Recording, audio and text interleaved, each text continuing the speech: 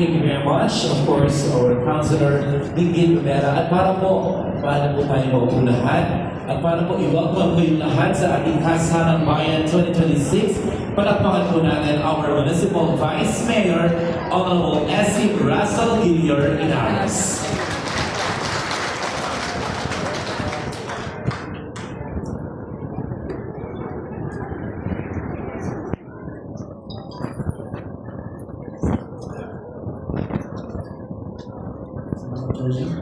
Sa mga palang umaga sa ating unang lalawigan, Honorable Nina Liching Ares, sa ating representante sa Ulang Distrito ng Rizal, Honorable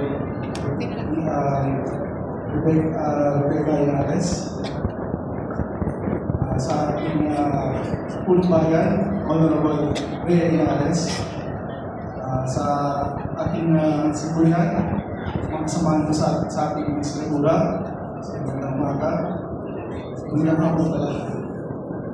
Sa aking kapiyak, aking asawa, sa ating former Mayor, Cesar Inares, and former Vice Mayor, Boy Inares, sa lahat ng ating bisita, mga ikakasal ngayong araw nito, magandang hapon po muli.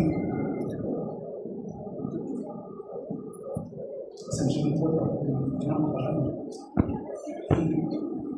Masaya po akong nakikisa at kasama ninyo ng napakalagang araw nito, ang ating Kasahanang Bayan 2026. Ang temang pag-iisang dibdib, pag-iisang pamilya.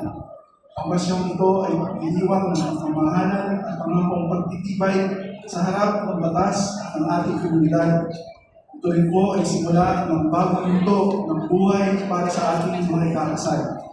Sa bawat mag-asawang naroon nito, tapos puso po kayong pinabati. Congratulations in advance sa inyong lahat.